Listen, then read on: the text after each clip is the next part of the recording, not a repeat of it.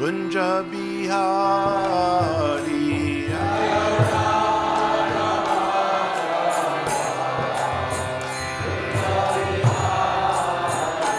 Jai Raja Madhava Kunja Bihari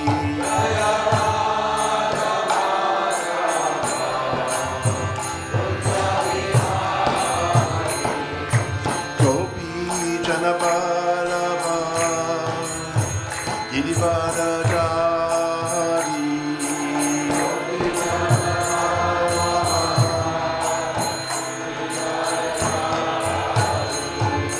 Gopi Janabalava Girivadadari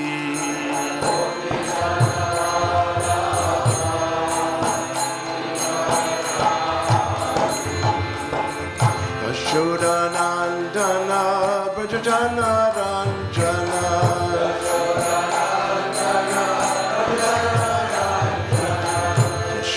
Yashodanandana Brajajana Ranjana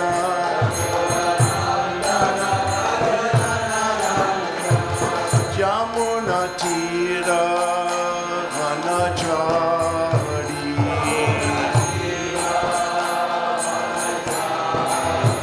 Yamuna Tira Vanachari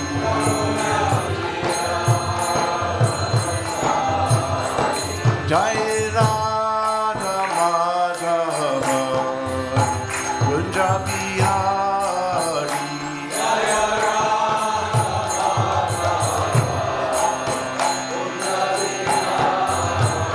Jai Radha Madhava Kunja Bihari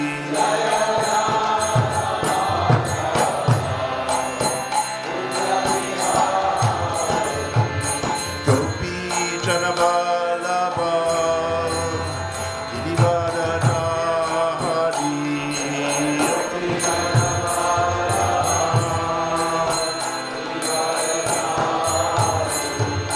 Gopi Janabalava Girivadadari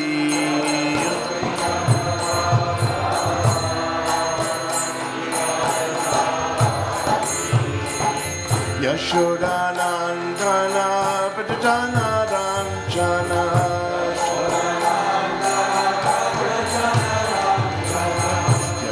Yashodanandana Brajajana Ranjana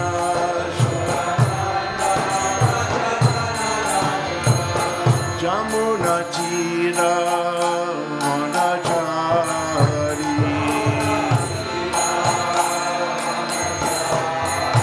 Jamuna Tira Vanachari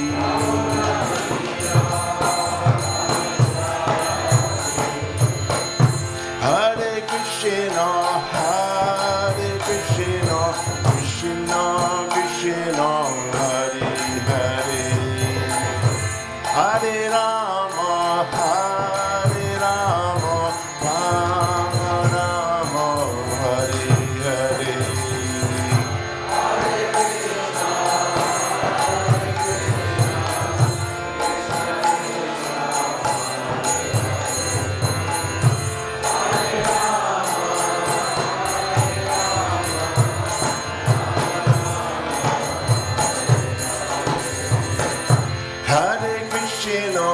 Hare Krishna Krishna Krishna Hare Hare Hare Rama Hare Rama Rama Rama Hare Hare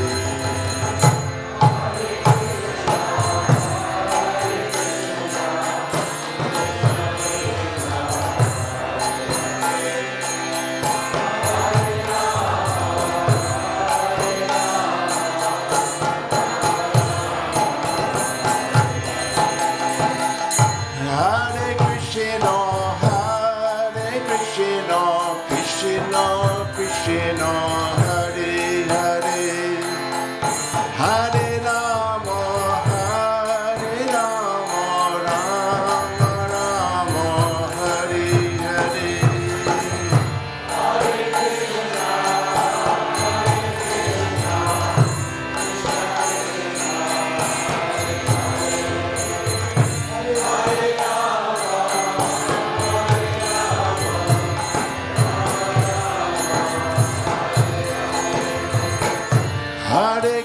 Krishna, Hare Krishna, Krishna Krishna, Hare Hare, Hare Rama, Hare Rama, Rama Rama, Hare Hare. Calling out.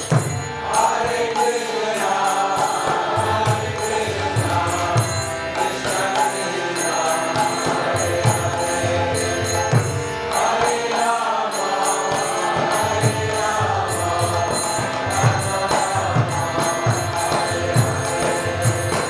Hare Krishna, Hare Krishna, Krishna Krishna, Hare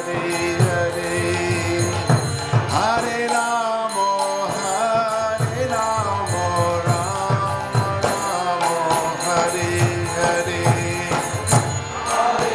Rama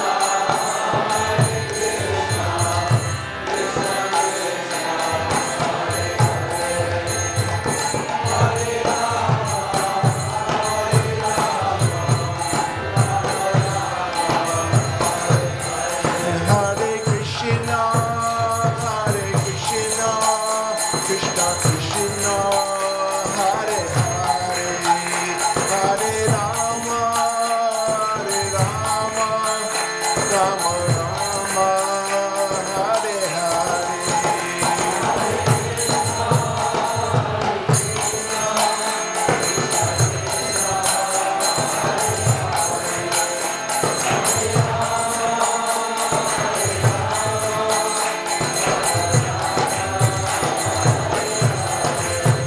Jaya Prabhupada, Jaya Prabhupada, Prabhupada, Jaya Prabhupada.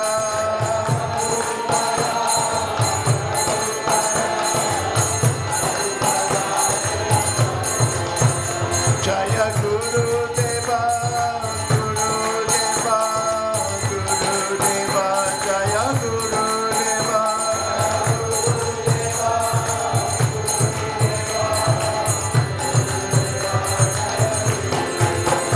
Jaya Prabhupada, Jaya Prabhupada, Prabhupada, Jaya Prabhupada.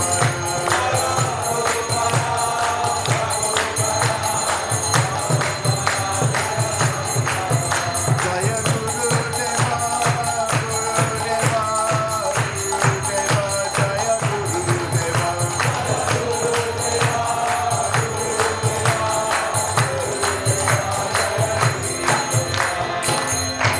Gaur Premanandi.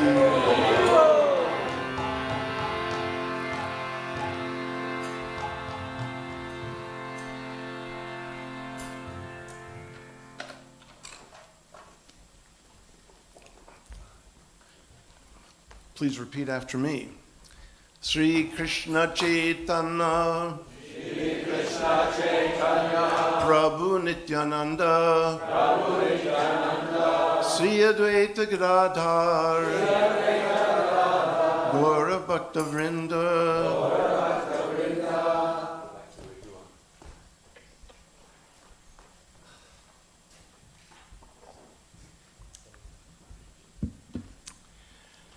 It's nice to be back, seeing old friends, new faces for me. We just got in yesterday, so you're going to get a jet-lagged class. So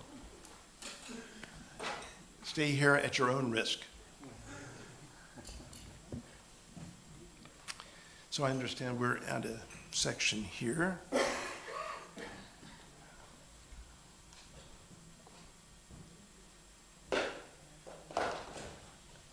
I'll ignore that. Okay.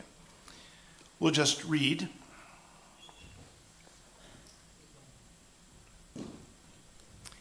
Now, my Bangla pronunciation isn't great, but we'll try it out here a little bit. Just for the first verse, and then we'll read on. There's several verses before we get to a purport by Srila Prabhupada. So,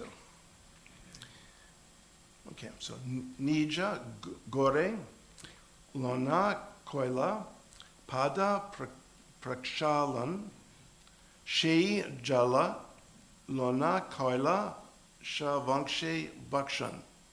It's terrible, terrible Bengali pronunciation. Do we have any Bengalis here? It was terrible, right? You didn't see her, but she winced. Okay, so that you got your answer there. Okay, so Sri Venkatabhatta took Sri Chaitanya Mahaprabhu to his home. After he washed the Lord's feet, all the members of his family drank the water. After offering lunch to the Lord, Venkatabhatta submitted that the period of Chaturmasya had already arrived.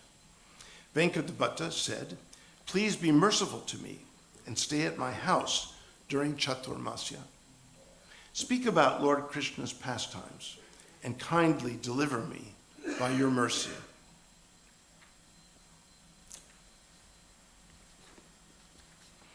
Sri Chaitanya Mahaprabhu remained at the home of Venkatabhatta for 4 continuous months. The Lord passed his days in great happiness, enjoyed the transcendental mellow of discussing Lord Krishna's pastimes. While there, Sri Chaitanya Mahaprabhu took his bath in the river Kaveri and visited the temple of Sri Ranga. Every day, the Lord also danced in ecstasy. The beauty of Lord Chaitanya's body and his ecstatic love of God were witnessed by everyone. Many people used to come see him, and as soon as they saw him, all their unhappiness and distress vanished. Many hundreds of thousands of people from various countries came to see the Lord, and after seeing him, they all chanted the Hare Krishna Maha Mantra. Indeed, they did not chant anything but the Hare Krishna Maha Mantra, and all of them became Lord Krishna's devotees. Thus, the general populace was astonished. All the Vaishnava Brahmanas residing in Sri Ranga Kshetra invited the Lord to their homes. Indeed, he had an invitation every day. Each day, the Lord was invited by a different Brahmana, but some of the Brahmanas did not get the opportunity to offer him lunch because the period of Chaturmasya came to an end.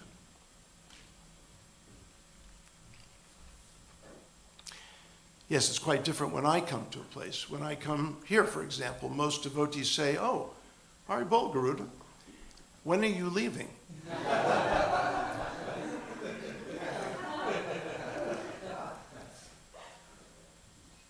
I don't know quite how to answer that, and I try to tell them, well, when Mahaprabhu went anywhere, they invited him constantly to their homes and never asked when he was leaving. You see, it's a little different for God than it is for a little tiny soul. Okay, now here's the famous story. In the holy place of Sri Ranga Kshetra, a Brahmana Vaishnava used to visit the temple daily and recite the entire text of the Bhagavad Gita. The Brahmana regularly read the 18 chapters of the Bhagavad Gita in great transcendental ecstasy, but because he could not pronounce the words correctly, as I earlier was not able to pronounce the Bangla correctly, people used to joke about him. Due to his incorrect pronunciation, people sometimes criticized him and laughed at him, but he did not care. He was full of ecstasy due to reading the Bhagavad Gita and was personally very happy.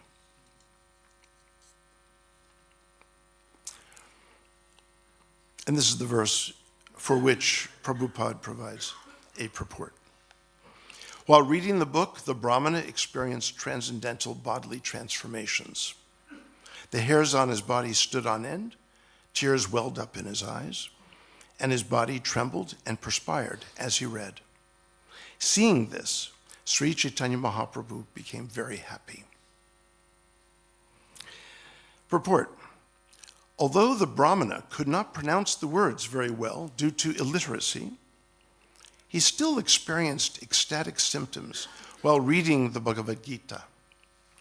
Sri Chaitanya Mahaprabhu was very pleased to observe these symptoms, and this indicates that the Supreme Personality of Godhead is pleased by devotion, not by erudite scholarship. This is why they had me read this purport today. I got the message. Even though the words were imperfectly pronounced, and I'm always getting on everyone's cases for pronouncing the Sanskrit correctly, Sri Chaitanya Mahaprabhu, Lord Krishna himself, did not think this very serious. Rather, the Lord was pleased by the bhava, devotion. In Srimad Bhagavatam, this is confirmed. Quote, there's the Sanskrit, and I'll just read on in the interest of time. On the other hand, that literature which is full of descriptions of the transcendental glories of the name, fame, forms, and pastimes of the unlimited Supreme Lord is a different creation,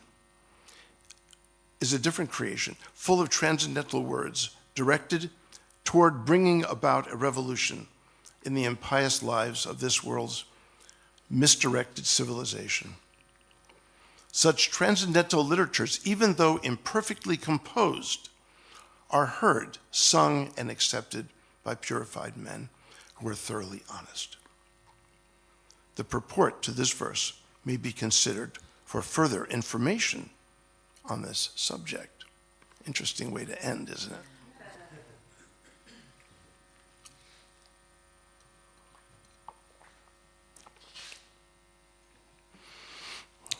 Probably much more than most devotees ever have done, I have been teaching Bhagavad Gita, Prabhupada's Bhagavad Gita, in the university classroom now for 35 years.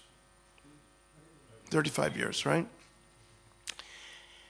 And, you know, when you're a professor, you see generations of students come through, and each generation's weird and peculiar. You know, each generation has, and their names now for generations, this generation, the X generation, the what do they call it, some of them?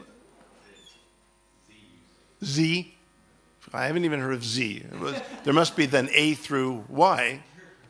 Anyway, so many different generations. The millennials, right? They call them the millennials. They call me the boomers, the boomer generation, right? From the 60s. So anyway, so many generations. But the Bhagavad Gita is stable. It's a stable text. It doesn't change, but its readers are always changing. And different ways of approaching the Gita occur to different persons, different students, different generations. And the amazing thing to me is how people can read the Bhagavad Gita and not be extremely moved by it, the way this brahmana was showing in front of Mahaprabhu, Garuda. Let me give you an example.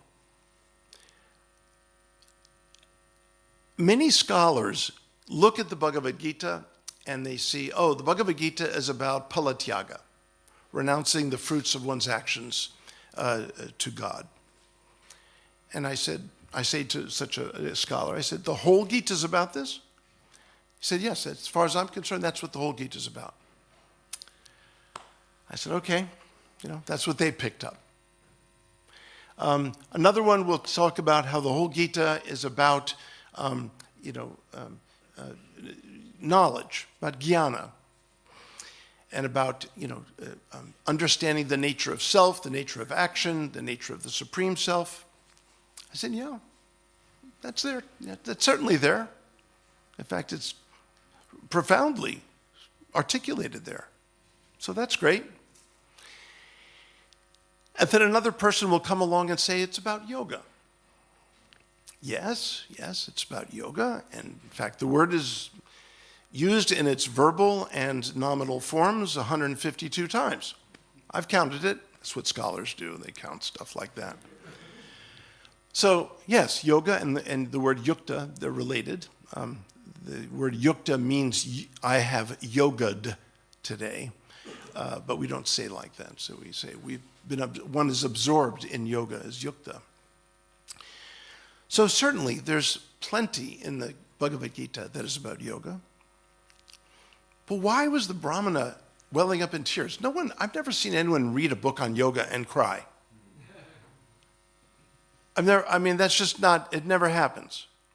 I've never seen anyone read about the renunciation of the fruits of one's actions and cry, unless you're particularly attached to the fruits. Then you might cry. But I've never seen anyone really emotional about any of these things. Now, let me tell you about another scholar who comes from one of your universities around here in the 20th century. His name was Richard Charles Zahner. And he translated and gave a commentary to a Bhagavad Gita, published by Oxford University Press, still in print. And he was a professor at Oxford. But my dear Professor Zahner, you have misread the Bhagavad Gita. He says right at the start of chapter 11, and all of you know that at chapter 11, that's the chapter that introduces the Virata-rupa, the universal form. And this is, of course, Krishna is doing Arjuna a favor. He wants to see Krishna's might and power and majesty.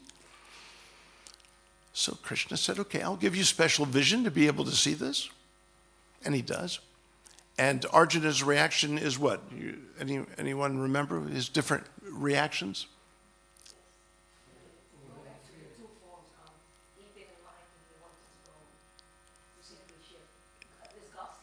Yeah, okay, yeah, sort of scary, right? Yeah, scary. And he was a little frightened, but he was also what?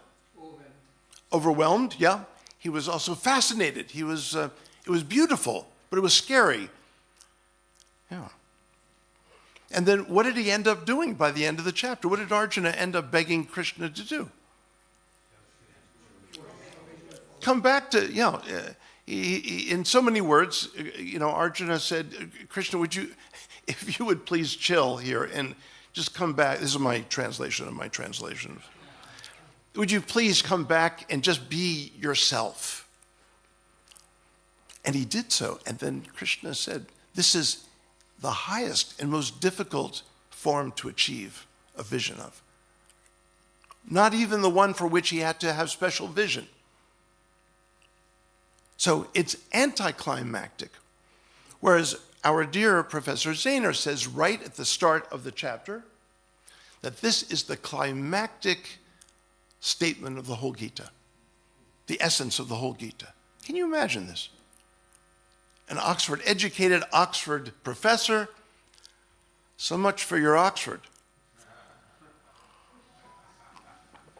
I realize that's not a good thing to say here. And for all of you, Harvard is some kind of new little school over in the West. But as learned as he was, and he did rely on Ramanuja's commentary even. He did rely on this commentary quite a bit. And the translation's not bad as far as translations go. But look how he can make such a glaring error. Even as common as we all know, when you read a story, where's the climactic event? Usually. At the end or right toward the end, right? Not smack in the middle. What happened to poor Richard? Had a bad day at the university. So that's not what this brahmana was weeping over. What was he weeping over? We have to ask. We'll get to that in a minute. Prabhupada says here, even though the words were imperfectly pronounced, Sri Chaitanya Mahaprabhu, Lord Krishna himself, did not think this very serious. Rather, the Lord was pleased by the bhava. The bhava, paren, devotion. This word bhava is extremely important. The word bhava appears in the penultimate step in attaining to Prema, and then in the steps in which one deepens, goes deeply into Prema, it appears as the penultimate perfection of that perfection. Do you remember these? So, these steps on the way to Prema. First is Ado Shraddha. Okay? First, there is faith, Shraddha. Now, the word Shraddha morphologically can be broken down into two words. Shrad and Dha, where one places one's heart, which really describes what is the nature of faith. It's wherever we place our hearts. Shraddha. Our tradition is all about where we put our hearts, isn't it? It's all about that. Where we place our hearts. Shraddha. First there is faith, Shraddha. And as we know, the Gita speaks about Shraddha. First thing right in chapter 17, talking about the nature of faith. But that aside for the moment. First there is faith, and next there is sadhu sangha. Tata sadhu sangha. There is the coming together with wonderful souls, vibrant souls. So again, this is about the heart. This is about the coming together of hearts in Krishna Bhakti. So this is the evolving of the heart all the way up to Prema. So then there's sadhu sangha, and then after that, bhajana kriya, the special rites and practices, the sacred practices that facilitate the offering of one's heart, bhajana. Then there is anartha nivritti, the giving up, or the ceasing of the turnings, literally, nivritti, of the things that are meaningless. Once one is living the life of the heart, the things that are meaningless start falling away. The only thing that's meaningful is that which is connected to the heart.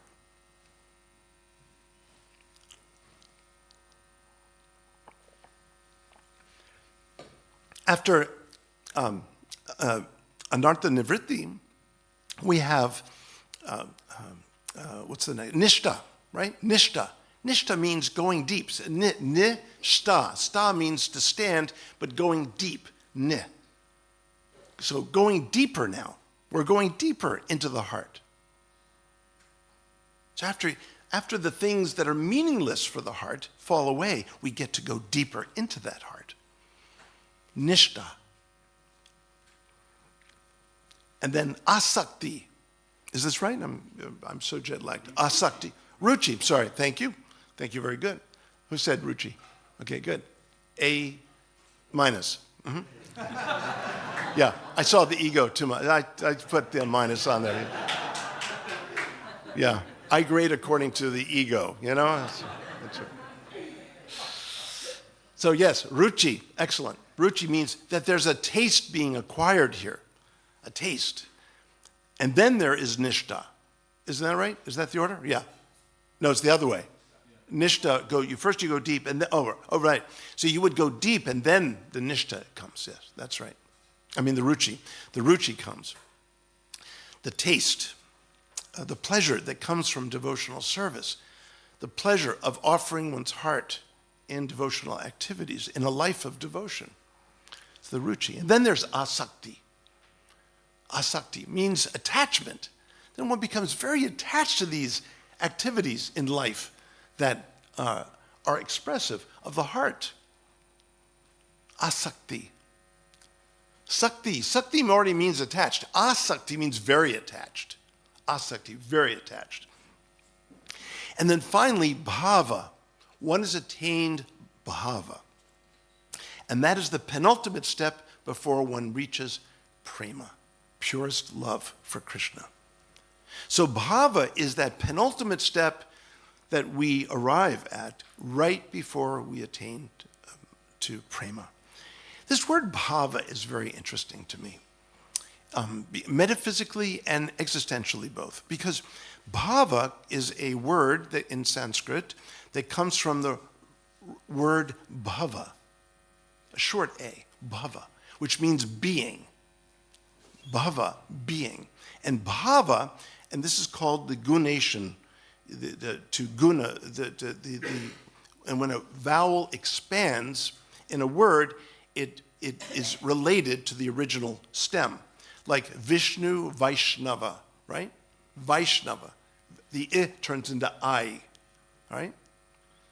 And Bhagavata from Bhagavata, right? So you've got here bhava. Being turns into bhava.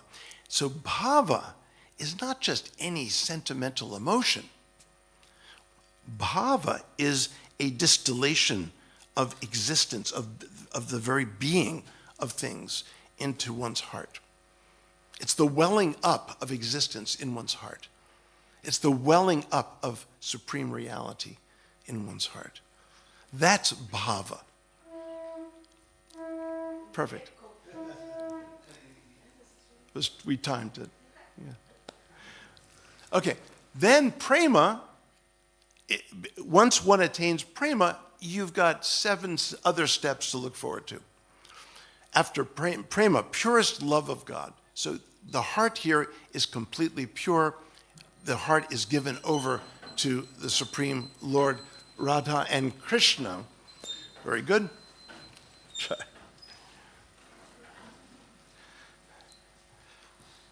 Well, I should be jet lagged more often. Everything seems to be synced up very nicely.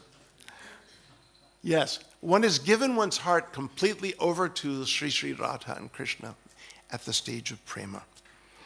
Then prema deepens 7 different levels after that. Sneha. Sneha. You're my fact-check person over here, okay? It's sneha, right?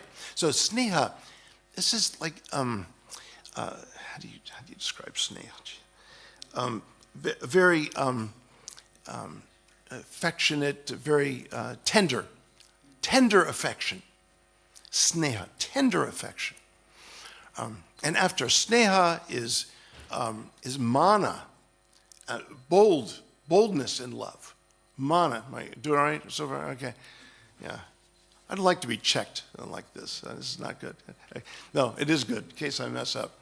Mana, and then pranaya. Pranaya, this is like very sweet affection. It's very hard to describe these.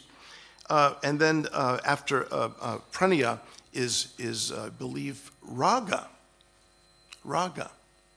And this is very spontaneous, very full love being expressed in all ways and everywhere. And then after that, anuraga, that which follows raga. Okay? And this becomes even more intensified. And then we get to bhava again. So bhava is there in the first list leading up to prema, and then bhava is that penultimate or even ultimate stage that we can attain within prema. And then the last stage is Mahabhava. And that is only for Radha and Mahaprabhu Gauranga. Thank you.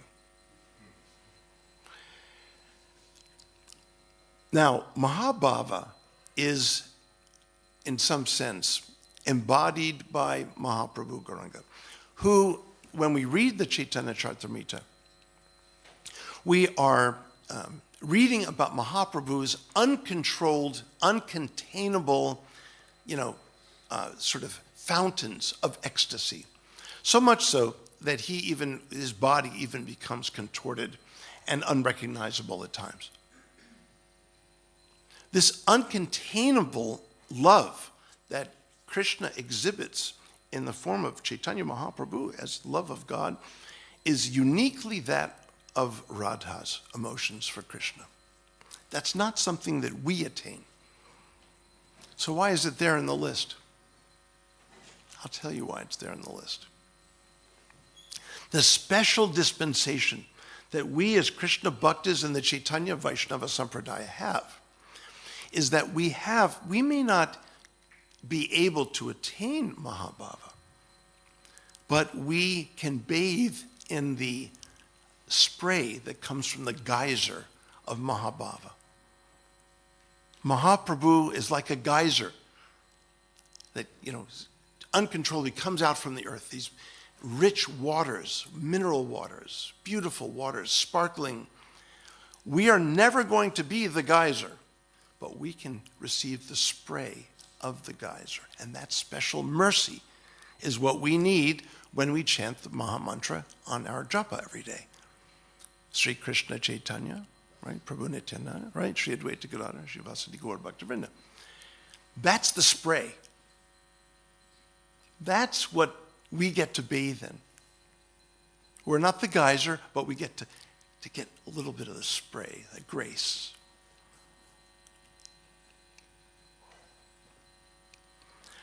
Now, I'm not sure which bhava is meant here, the one right before Mahabhava or the one leading up to Prema. Doesn't matter.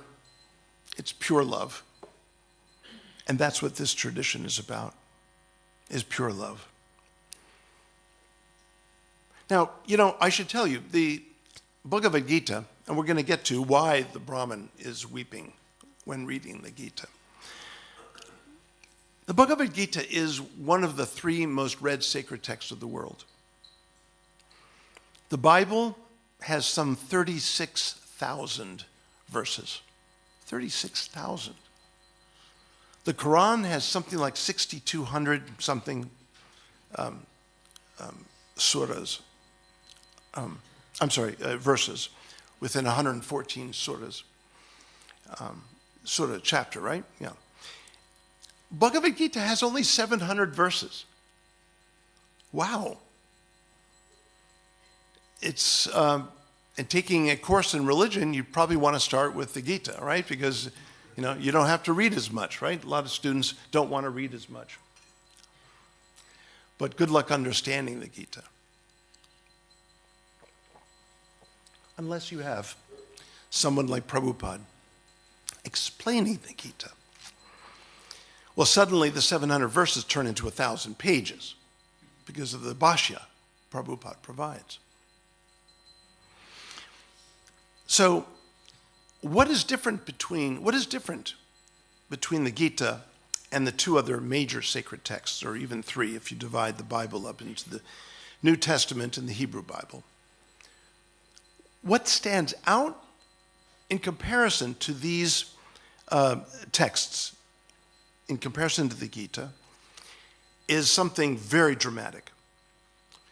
If you've read let's see, do I have it? I have it, I think on my computer. I think I've copied down how the Bible starts, of course. We all are, or many of us are familiar with that. Yeah, here we go.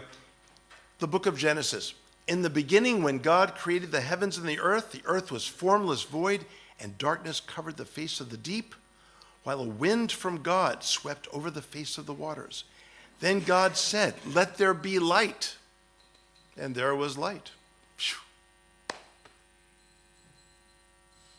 Sounds like a scripture. The Gospel of Mark. The beginning of the good news of Jesus Christ, the Son of God. As it is written in the prophet Isaiah. See, now it's going back to the Hebrew Bible for a kind of authentication. "See, I am sending my messenger ahead of you, who will prepare your way." The voice of one crying out in the wilderness. Quite beautiful prose. "Prepare the way of the Lord, make his path straight." Sounds like a scripture. The Gospel of John is even more mysterious, with Gnostic language. In the beginning was the Word, and the Word was with God, and the Word was God. He was in the beginning with God. All things came into being through him, and without him, not one thing came into being. Okay, sounds like a scripture. What about the Quran? Glory to Allah, Most High, full of grace and mercy. He created all, including man. To man he gave a special place in his creation. And it goes on. And know Allah through his wondrous signs, and glorify him in truth, reverence, and unity. Beautiful. Sounds like a scripture. Bhagavad Gita. On the field of Dharma, on the field of Kuru, assembled together, desiring to fight, were my armies, and indeed those of the sons of Pandu. How did they act? Oh, Sanjay.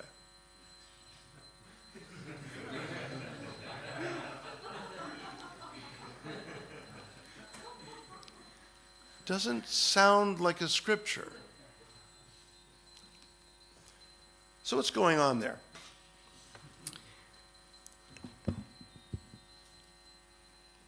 When I lecture about this, what I explain to my audience is that these other scriptures, as beautiful as they are, they front load God. Immediately, the nomenclature of God will come up, or the acts of God will come up, the relationship of God to the world comes up. But the Gita doesn't do that.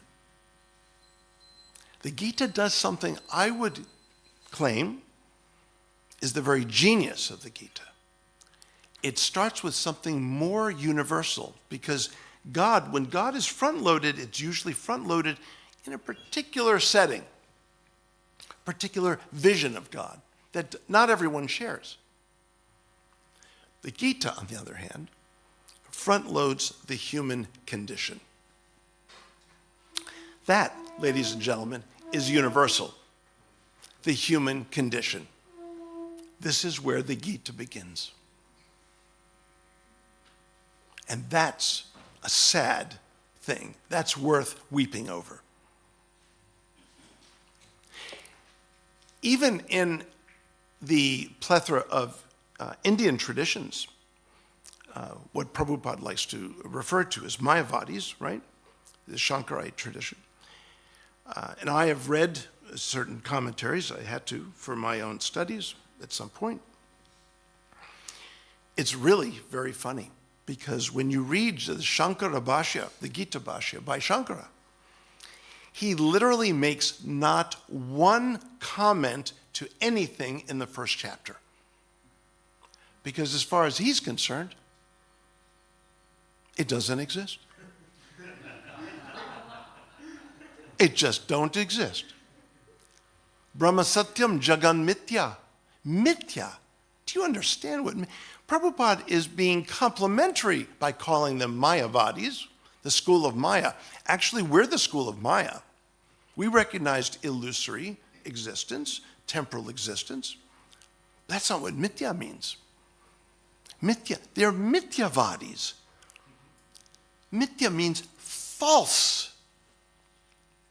They say everything in the world's false. The only thing that's true is Brahman. But there's a problem, of course, as we all know. By saying that everything is false, then that statement is false, and then you are right back to the starting point. Right? So we all know that sort of circular logic, dog chasing its tail, and all that kind of stuff. I mean, it's hard to waste one's time on such thinking. So Shankara was not even willing to acknowledge the human condition. But that's where it all starts in the Gita, the human condition, the mixed world into which we have been hurled. So, in the first chapter, we're reading about Arjuna's dilemma, his irresolvable ethical dilemma, to fight or to not fight. This was the big dilemma. And he didn't choose to do either, he just collapsed. He spoke 22 verses, spilling his heart out to Krishna. 22 verses. You know how many, what was Krishna doing? He was listening. What a good listener he is. In fact, he's still listening. He's listening to all of us. Within our heart, from within our hearts, he's listening. He's still listening. Krishna only spoke 5 words to Arjuna during the course of those 22 verses. Only 5 words. He's a good listener. Mahaprabhu is a really good listener. He listened to Sarvabhauma Bhattacharya for 7 days and 7 nights.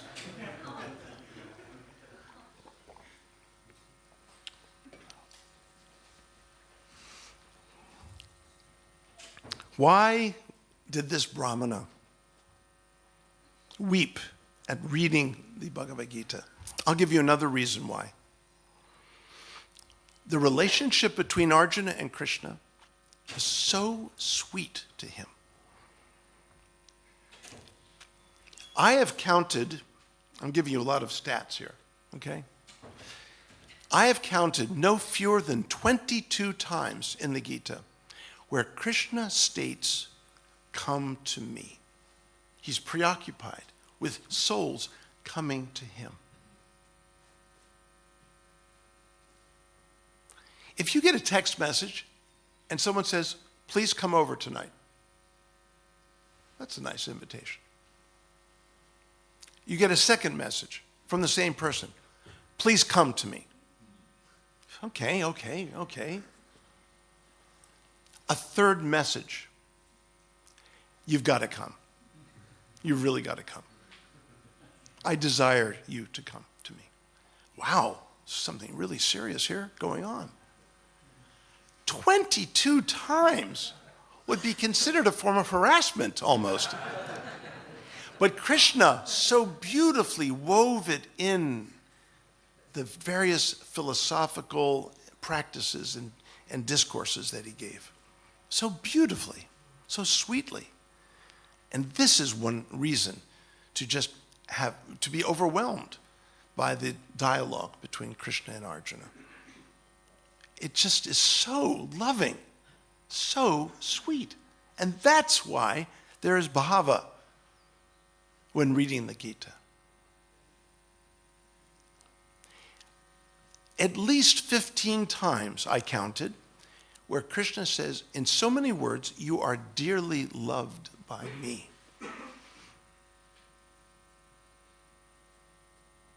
That's why there's bhava. Oh, of course, all the information about the Vedas, the information about the demigods, the information about the nature of action, the gunas are discussed in various ways at different times, especially 17th chapter. The aspects of Sankhya Yoga. All of this is fantastic, beautiful. The yoga, Ashtanga Yoga, fine. All of this is beautiful and extremely generous of Krishna to offer all of these things to Arjuna. But he offered them all there. He offered all of this to Arjuna out of love.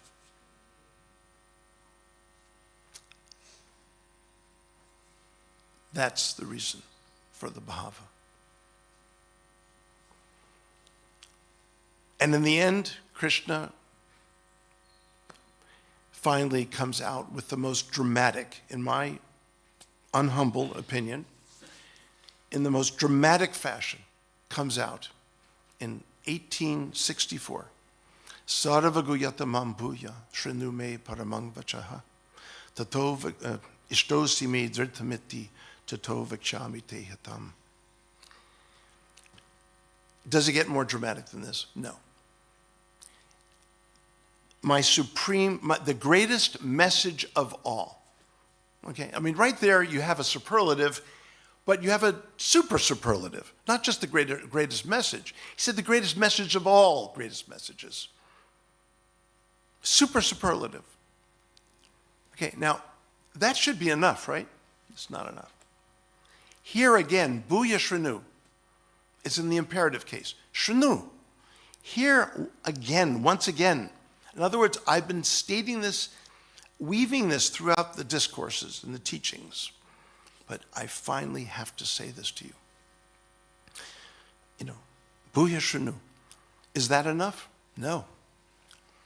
21May2023, my supreme message. My supreme message. This is screaming out. This is a shouting out to all of us. My supreme message. And if that were not enough, he puts that message in quotation marks. Yeah, in Sanskrit, we don't have boldface, double strike, italics, emojis. We don't have that. Uppercase letters. You do it with quotation marks. Or you have to express it and say it, just like he's done. Greatest secret of all. Please hear, you must hear this again. My supreme message, quotation marks. And within those quotation marks, ishtosi me dhritam. You are so much loved by me.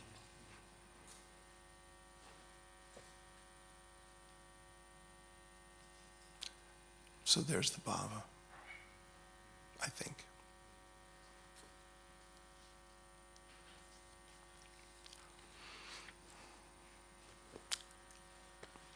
Well, why don't we stop there for comments or questions? I don't even know what I've said. I'm so jet lagged.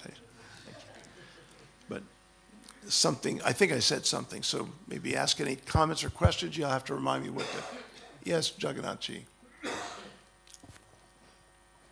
So if I understood correctly... I'm sure you did. Next question. Okay. Go ahead. Yeah, but typically we think of bhava as something that the individual soul has to attain. But also, it seems like Krishna is exuding bhava. It's like a two-way thing. Did I understand correctly? Exuding bhava. Krishna is exuding bhava. Well, okay, so you're saying that Krishna's he's also having feeling for us. Exactly. Right. But is that called something different?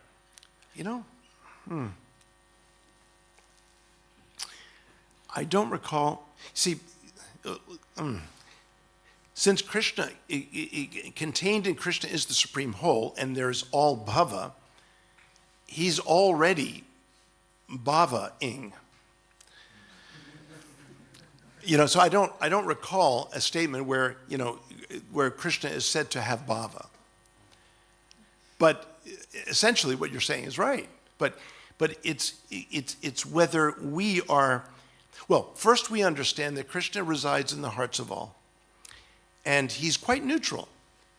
He even states this. He said, I don't love anyone. I don't hate anybody. Right? Remember he says that? And the first part of the verse. What is he saying in the second part of the verse? But one who loves me, oh my gosh, I love them like crazy. So, so Krishna loves to, contradict himself because he can. And it can be true. So yes, there is, we just look at Krishna here. He's holding a flute. He desires us. I've been calling this the outward gaze of divinity. When he's playing the flute, that is the outward gaze of divinity. He is calling us with his supreme beloved. Normally, there would be no reason for him to be playing the flute because he plays the flute to call the gopis, those who already love him. And generally, you don't see the flute in Krishna's hands when Radha is by his side. But look, they're not looking at each other. They're gazing out at us. So together, this is the outward gaze of divinity. The inward gaze of divinity does not involve the flute. The inward gaze of divinity is a Prema saturated world just increasing the intensity of the love. So that's the inward gaze of divinity. And you see this in the Ras Mandala. I was here last time. I put up on the screen the Ras Mandala. That they're all dancing together. It's an enclosure. The circle is an enclosure. While also we can enjoy, entering the circle. Prabhupada says, we are meant to join the rasa dance. He says that many times. I can show you. The success in life is to go to the supreme world and join the dance. And you don't need dancing lessons. It comes naturally. It's quite beautiful. So we're to join the dance, but within that rasa mandala is the inward gaze of divinity. And each of the Vrajagopikas are understood to be embodiments of individual emotions of Radha, who stands at the center with Krishna. And they are gazing at each other. But here they are gazing outwardly. So yes, they desire us. They want us to come to their hearts. So there's some kind of divine bhava there, but it's not phrased that way. Yeah. It's good. Good. Let's get one over here on the ladies' side. You need exercise. Yeah. I like your dancing around like that. Natural. I think he's quite ready to enter the rasa dance. Yes. I wish I were where he is. Yes. Thank you so much, Prabhu, for a wonderful class. There is one thing more Krishna says. If you allow me to, he says, I'm not partial to anybody. I have no friends, no enemies. That's the first thing. Mm-hmm. Then the next one is, but who loves me, I love. As in your words, I'm getting crazy about that. And then he said, and I will love that person much more than myself. Mm. That's another higher layer, isn't it? Mm. So is that the power? Is that I love him much more than I love myself? That's okay. Topmost. Okay. That's very interesting. So we do see that in our theology when Krishna is baffled by Radha's love for him. He's utterly baffled. I mean, he's confounded. He cannot understand it. So this is the reason why he takes the form of Sri Krishna Chaitanya. Sri Krishna Chaitanya, Radha Krishna Nahi Anya. So this is that's what happens, right? You know, I'd like to relate to you. You know, I have a colleague with whom I'm fairly close. I work with her. I'm on 2 faculties in America. And this is the graduate faculty that I work with, doctoral students. So the director of that center, her father passed away. And right before her father passed away, she fell down some concrete steps and hurt herself very badly and couldn't attend the funeral. So this was like, she was missing her father. She was, had the accident. She calls me up and she said, Graham, would you write an offering on my behalf for my father? I've never met him. I don't know any of his relatives, but as a favor to my colleague, I said, without thinking, I agreed. If I thought about it, I would not have agreed. So I agreed. And she said, quote some Shastra, just, quote from the Gita. They all know your Gita, and so on. So it occurred to me, I've experienced many times people asking me, can I go to the Bhagavad Gita for some consoling of my overwhelming grief? And I'm thinking, oh my gosh, I'm not sure, because Krishna keeps telling Arjuna, stop grieving. So how do I send a deeply grieving person who I care about? Yeah, read the Gita. You'll find out that your grief is completely nonsense.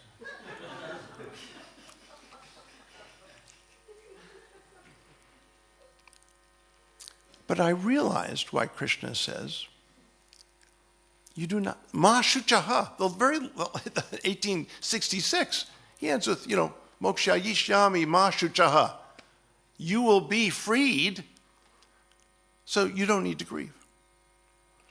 My point, and I wrote this in my eulogy, when we're all standing right before Krishna face to face, there is no reason to grieve at that point. Arjuna did not see Krishna during his grief. He was so overwhelmed, as you put it, I think you put overwhelmed, right? So overwhelmed, so caught up, he didn't remember who Krishna was right in front of him. And that's the human condition. So while we're not seeing Krishna face to face, we have every good reason to grieve, because that's part of our grief. That's part of everyone's grief. We're not seeing divinity face to face. That's the purpose of grief. Yes, of course, the particular beloved one has departed, and we feel the pangs in our hearts. Really, really painful grief is. But part of that grief, whether we know it or not, is because we're not face to face with divinity. We have, do your little dance right now. Look at that. Did you see that? A little bounce? Yeah, it's a nice. That's actually why I called him here, so we can see the dance. Yes, exactly. Prabhuji, firstly, I would like to say that the way you described the Gita, it was incredible. Many, many times I feel that I underestimate, or speakers underestimate, the love inherent in the Gita, and that beautiful relationship that Krishna had with Arjuna. So I really want to applaud. It was phenomenal. It was absolutely stunning. Thank you so much. Well, did I talk about that? I had no idea. Thank you, Prabhuji. Thank you. Happy to serve your heart. But look, our lives are, we serve the Gita. Now, that said, once I was giving a Sunday feast lecture in Potomac. I don't know if you were there that time, Anutamaji, but I then said, any comments or questions afterwards? A brahmachari whom I did not know and I don't think lived at the temple there, probably was passing through. He got up and he stood up, and there were a good the place was packed, usually 200, 300 people, right, when it's packed. People were standing and so on. This brahmachari got up and said, Garuda Prabhu, you have translated and published with a worldwide publisher your own translation of Bhagavad Gita. How could you do that to Srila Prabhupada? How could you insult your own spiritual master? Now, meanwhile, everyone's getting very uncomfortable. Everyone's like squirming, like, and they must be thinking like, Garuda's a senior devotee, whatever, you can't do. But I'm listening like, I'm enjoying this. I'm letting him go on. And he said that Prabhupada worked so hard to create the Gita. First it came out in a small version, then it came to the Lord. And he went on and he said, but how do you find it in yourself to be able to do this in it's such an insult to Srila Prabhupada? And he was, he really was drilling this in. And then I let him stop when he was ready. And then everyone was rather shocked. And I said, thank you. I really appreciate your comment. First of all, I appreciate it on many levels. One is that you're not talking to people behind my back. You're telling me directly. According to Rupa Goswami, that's a sign of ecstasy. So you must be very much in ecstasy most of the time. Not now, but I'm making this up now. That part I made up, okay? But I did thank him. I thanked him for being so protective of our spiritual master. I said, that's very endearing to me. I feel very protective of Srila Prabhupada and defend his writings constantly in many ways. And I said, but perhaps I can explain a little bit how that Gita came about. And I explained that, for decades I've been using Prabhupada's Gita in the classroom. And I found that many people really questioned a lot of what Prabhupada was saying there. It also can seem like a Gita that's designed for, a devotee. God forbid. I mean, it is a devotee's Gita. But sometimes that can feel exclusive. Some people would even challenge me and say, look, it says right here, Prabhupada puts in the word for word yoga, and then in the translation, devotional service. How is yoga devotional service? I said, well, that's the whole point of the Gita. Prabhupada is fast-tracking us to the end. And Houston Smith, the person who endorses my Gita, a very famous 20th century scholar, said the mystic, in one of his works, he said the mystic is the impatient one. He doesn't want to wait. He wants liberation now. So Prabhupada was so impatient, he couldn't wait to the end of the Gita. He had to put it in the verse. And the fact is, the perfection of yoga is devotional service. But you may have to go through yama, niyama, asana, pranayama, pratyahara, dharana, dhyana, and samadhi, and then realize that the perfection of samadhi, siddhi, ishvara, pranidhana, fine. But it takes a while to get there. So, I explained that there needed to be a Gita that proved that what Prabhupada was doing was correct. A strict academic but poetically sensitive translation that would come out saying the same thing. And that's why I did it, to defend Prabhupada. Otherwise, I had no reason to do it. So. Thank you, Prabhuji. Well, I'll be purchasing that Gita to read. Thank you so much. Yeah, if they're around. I don't even know if they're around, yeah. Prabhuji, my question. Yeah. It's a question in relation to the purport. So in the purport, Prabhupada, he quotes the verse from the Bhagavatam. And I believe in that particular verse, Prabhupada talks about if a literature is irregularly composed. So in the transliteration, the word abhaddavati is mentioned. Yeah.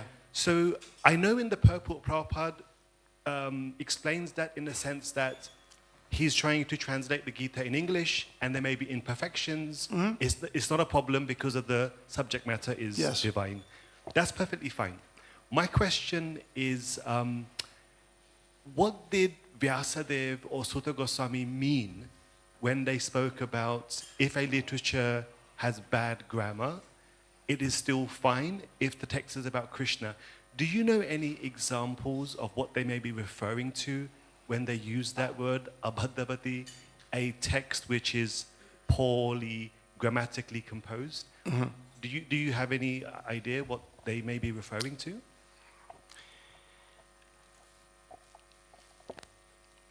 All I know is that the Sanskrit professor I had at Harvard, who was the world's renowned Sanskritist back in the day, said that the Bhagavata was the 10th book of the Bhagavata, and he was referring to the Vraja Lilas, I'm sure, because I worked with him. He said it was the most enchanting poem ever written. Now, so where am I going to go to find this imperfectly composed, text? I don't know where I'm going to go to find that. Maybe it's not quite as beautiful as another part is, These verses are exquisite. They're exquisite.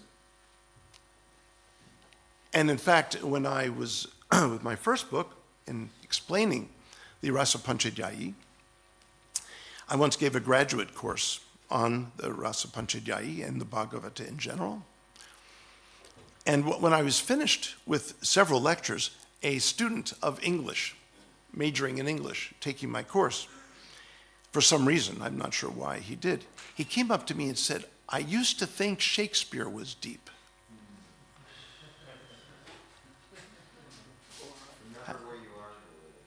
Oh, right. Oh, no, Shakespeare's like really cool. I mean, while we're here, we're going to go to the, you know.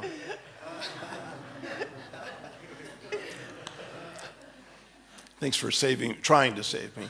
Yeah. So, yeah, thank you. Yeah. Hare Krishna Prabhu. I just wanted to talk about two things. One thing is, Prabhupada was challenged once. He said, this Indian man stood up and said, when Abhimanyu was killed, Arjuna was devastated, crying and crying, so he didn't understand Bhagavad Gita. And what did Prabhupada say? Do you remember? I don't remember this. On this point of loss. So Prabhupada said, of course, he was his son. Ah, okay. Yeah. Anyway, that was so there. Yeah. So Prabhupada is recognizing there's plenty of reason for grieving. Yeah. And on this point about Krishna loving the devotees, in the 11th canto he says to Uddhava that you're more dear to me than Shiva, Brahma, or Shankar. Ah, yes. Yeah. Very nice. Yeah. Thank you for that. That's good. Let's go over here.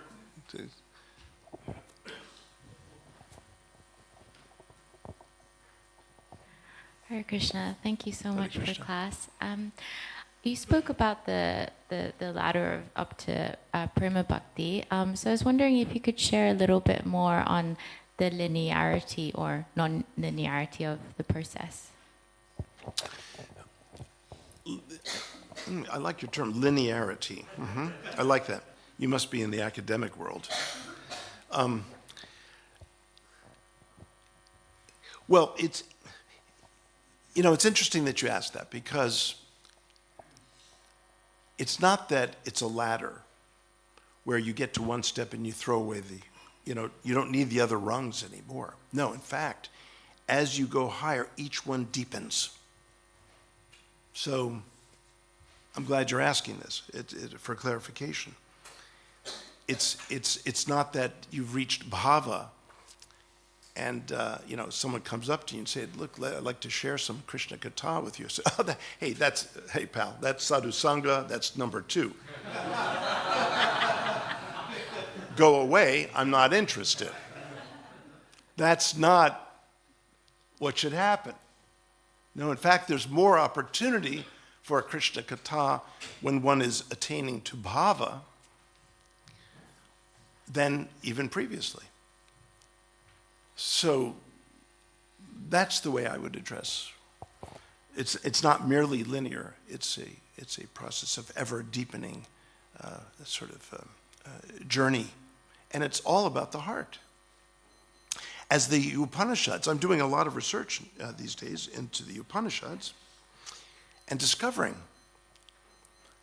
I mean, we have this sort of pneumatology. This is a kind of Christian theological term, but for the nature of the self.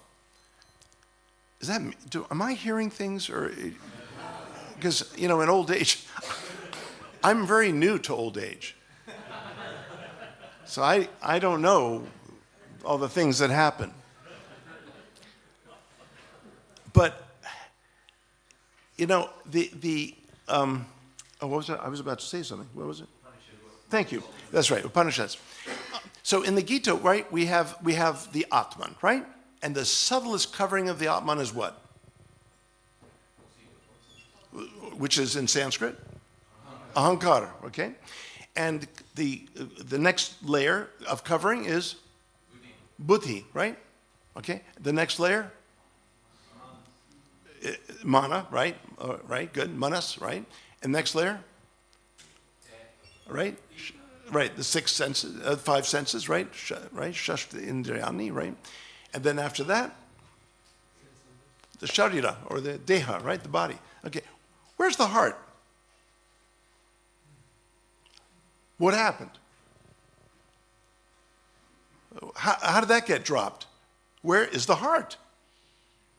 Well, it turns out the Atman is in the heart, right? We learn that. And we learn that the Paramatman is in the heart. But where's the heart? What is the heart? Well, it's something amazing. I am learning so much from reading the Upanishads and reading into the Bhagavata more carefully. The heart, one of the things I've recently learned is the difference between, you know, the word for heart in Sanskrit is what? Hrid, or Hridaya, right? So they seem to be completely interchangeable. But actually they're different. Hridaya, hrid means heart. In fact, the word heart is a cognate of the word hrid, right? You can hear it, the word, right? But hridaya means the flow of the heart. How about that? So this opens up a whole new realm, hridaya. And then I have found throughout the Bhagavata at least 10 different synonyms for the heart.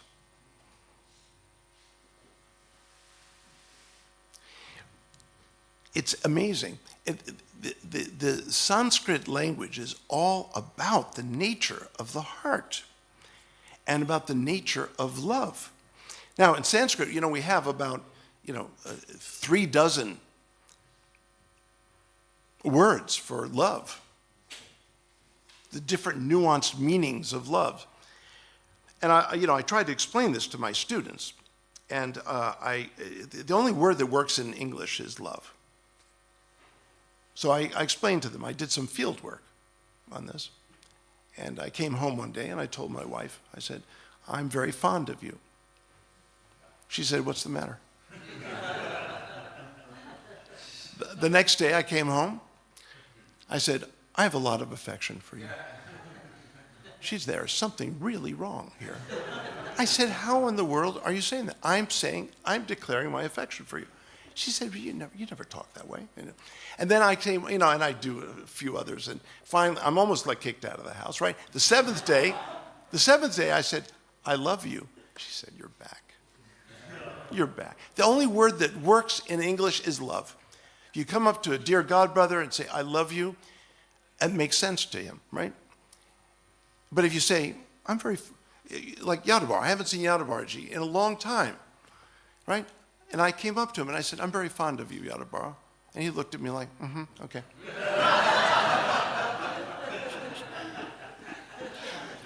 I've known that Bhakta for practically 50 years. So no, the only word that works is love in English.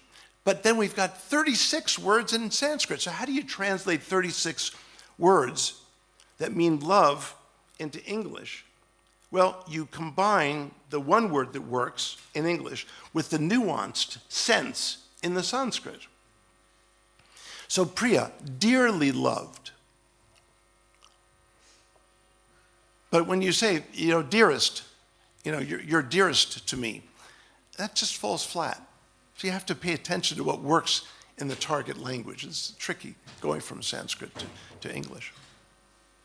So why was I talking about that? Jet lag, there it goes. Is that going back to linearity? It's her fault that I'm going off. Yeah. Hare Krishna, Garuda Prabhu, thank you so Krishna. much. Sorry, I'll just go to my phone. Yes, I love Okay. Thank you for that. Yes. First of all, I want to thank you because I'm very grateful. I've been studying some of your articles as part of the OCHS program, and I can see some reflections of a few things you've shared, which is amazing. Good. But connected to Prabhu's question on even though these literatures are imperfectly composed, I was remembering the past time of when Prabhupada, I think, was passing by one of the mats, and he was mentioning how, in one sense, it's like it's heading towards its death because persons are not producing more literatures. Mm-hmm. Then he was encouraging that we, look for different ways to share this wisdom and repackaging it in different ways, which you obviously amazingly did with your version of the Gita. But I've experienced through myself and also with sharing with others that there's a somewhat lack of confidence in trying to repeat the words of the Acharya and how we've understood them. And so I wanted to just ask how we can kind of get past this, or whether it's something we should even get past, seeing that we've been touched by the Acharya's teachings and want to share them in our own dynamic, unique ways. Just how the importance of that and its significance in, you know, bringing back that validity. Because you do get, and for lack of a better word, like old pockets who say, no, there's no need to create anything new. Right. But like to some degree, there's an inspiration within the heart to try to repackage. So maybe if you can share something on that. Yes, okay. Well, you know, your question really speaks to the very nature of our tradition. We are a Bhashya tradition. We don't stop writing and speaking about something that's already been spoken. So on the one hand, we're faithful to the original. On the other hand, we also expound according to our, you know, experiences, realization, our study. But if it's merely an intellectual exercise, which it can be so easily in university settings, this gets, you know, wooden and sort of boring. I've even seen, you know, some devotees sit down with someone at a Sunday feast lecture, like back in the old days. You sit down, how are you? You know, by the way, Krishna is the Supreme Personality of Godhead, and Prabhupada is his pure devotee. You should surrender to him. Well, that's kind of formulaic and sort of like, you know, it's like you're a machine. Why don't we sit down and say, by the way, I'm so glad you came. I would like to share with you my own experience. I have found Prabhupada's teachings life-changing for me. Can I share more of how that happened? That makes a difference. The best teaching I found also in the university is teach the things you love to teach, you know. Then it catches on. Write what you most love about what you've read. Share what you love most about what you have, you know, delved into. This is powerful. This is when, quote, preaching, unquote, really is effective. It's efficacious when we share what, frankly, was in our heart, not just what's in our head, but what's in our hearts. It's the only thing that really lasts, you know. It's sort of like, you know, even when devotees go out on book distribution, you know, you can give a book and, you know, sell a book in a very intimidating fashion, pushy, you know, and they'll remember that. That's the packaging, that's the framing of the book. And it's like a bad taste in their mouths. But you deliver it with incredible connecting and friendship, and they will definitely want to read the book. So it's the way we frame our beautiful tradition. Just like the way we frame a picture. We can frame it poorly, or we can frame it beautifully. Look at that gorgeous altar, the way the deities are framed. It's designed to be absorbed by the heart. It's beautiful, it's irresistible, it's extraordinary. I mean, it's beyond words, and yet we try to use words. So use those words. I think I've got, yeah, one more, maybe? I'm afraid I'm boring you all. I've just... I think it's expressed in this pastime here, you know, where the illiterate brahmana, he can't help but cry to see this Supreme Personality of Godhead serve his devotee. Yes. And I think that is really expressing the heart. Yes, indeed. He's just crying. Exactly. It's his heart. That's right. No, he can't control it. That's it's right. like, and Prabhupada, he had the same thing happen to him. Sometimes he couldn't control himself, and he would go into ecstasy because he was seeing what he's experiencing. Exactly. He was experiencing what he was seeing in his heart. Yeah. It was, Beautiful. It's just so beautiful. Yes. You know? So, yeah, But, you know, it's interesting. You're inspiring me to say that, you know, there are all kinds of books out there in the devotee world, right? There are devotees translating, you know, like machines. They're just like conveyor belts of translations coming out.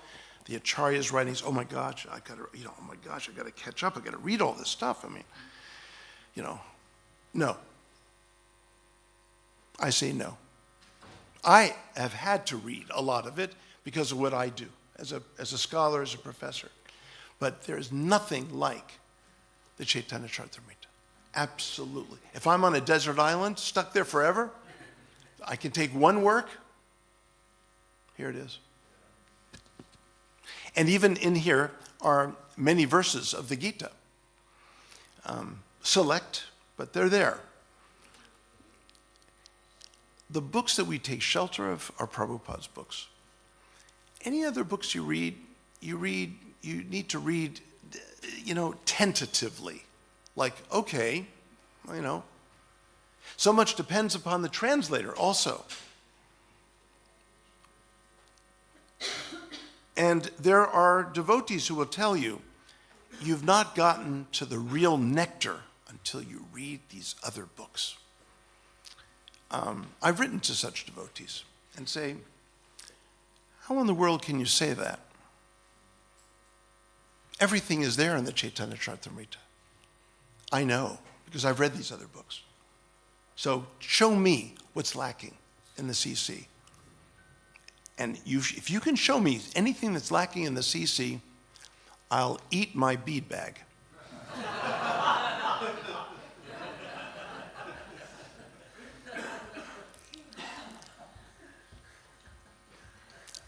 And I will, if you show me something that's not in the CC that I need to know. It's all there. Some will say in some other factions that Prabhupada gave the beginning, he didn't give the end part. No, that's not true. That's simply not true. You see, you know, we talk about linearity, okay? I mean, it's about going deep. So nishta, right? Standing there but going deep. It really means going deep, nishta. And that's why devotees can have restless eyes, because they haven't experienced the going deep. And that's what we need to do. We don't need to float in all these other areas. I've read these other, because I've had to at different times. I've even had to read Shankara. Yeah, once I had a very famous professor, I mean, I have many, but Van Buitenen. He came to me, I was doing a course on Vedanta.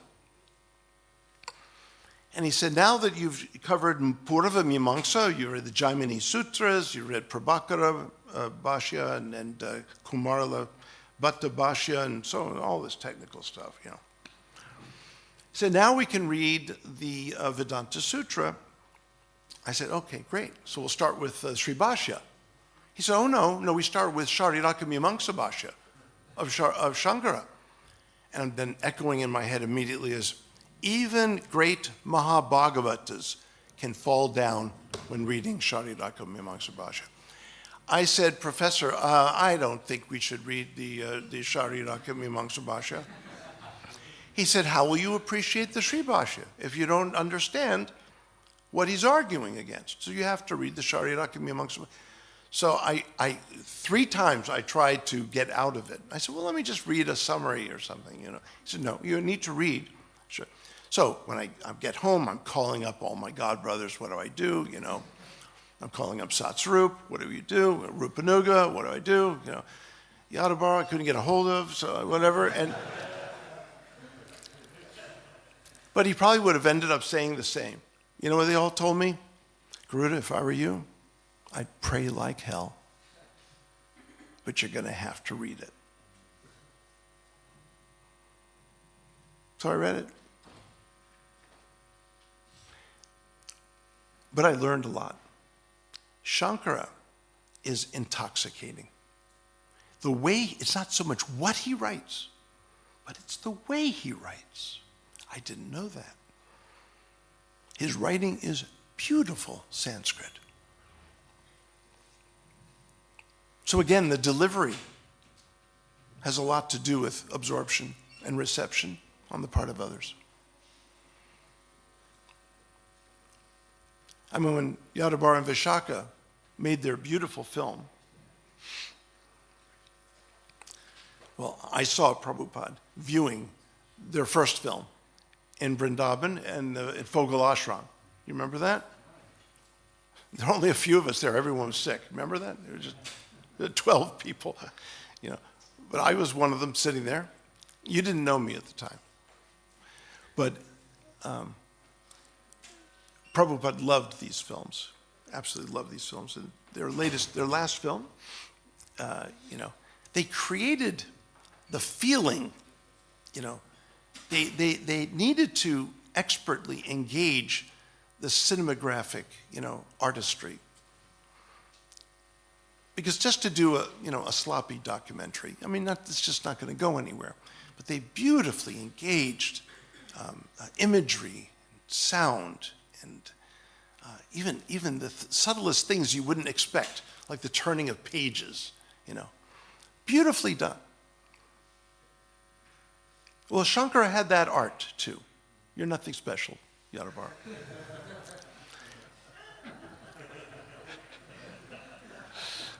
This is what I do when I get together with my old godbrother. Godbrothers I love, not just fond of, okay? We just get together and we insult one another and we love it.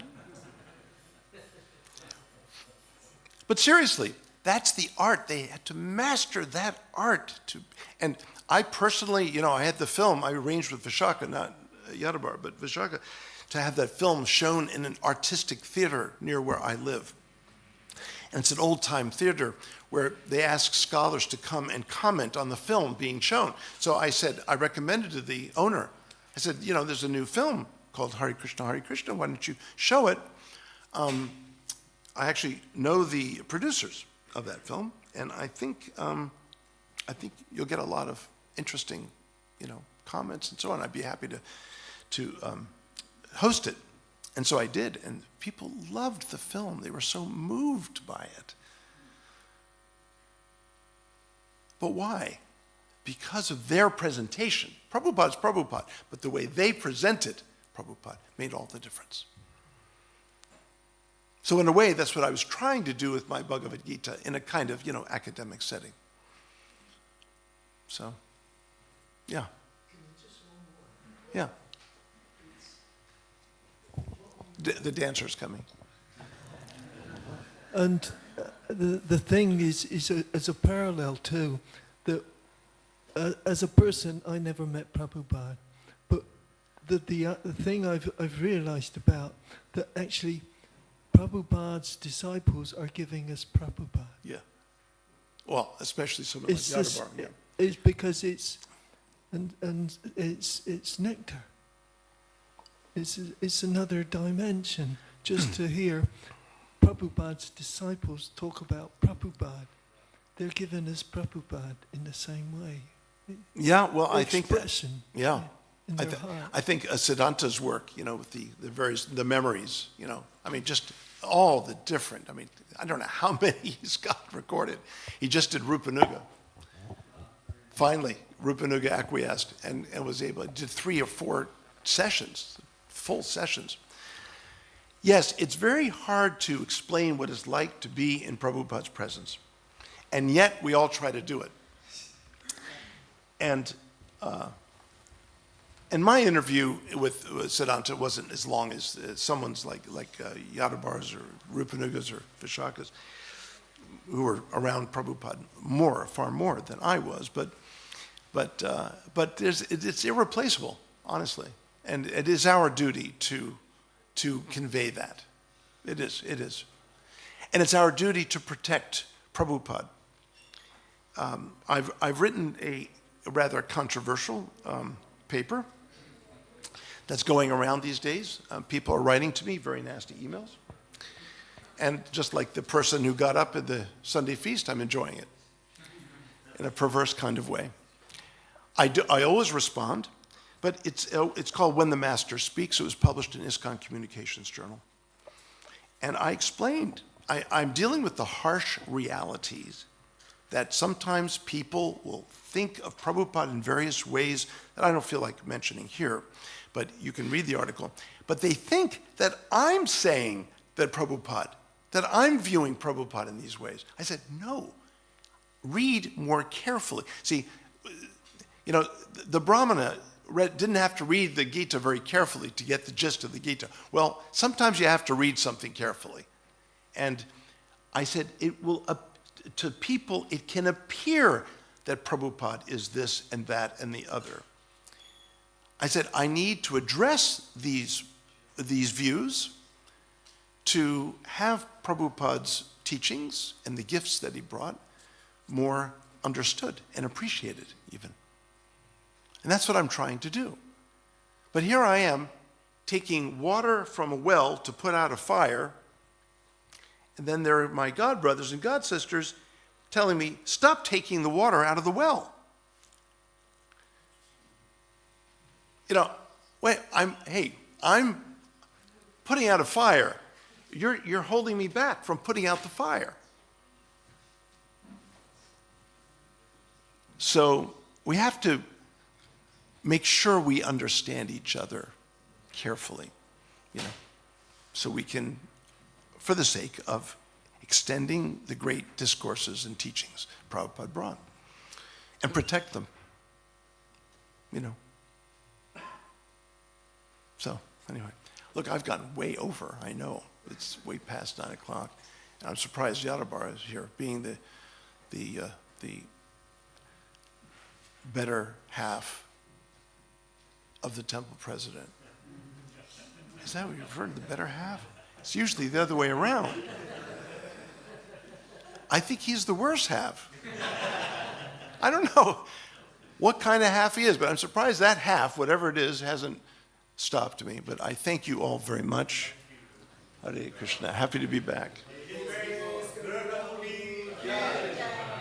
Hare Krishna.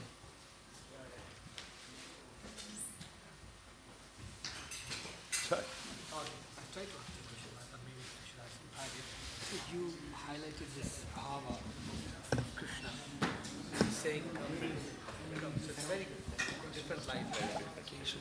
Thank you.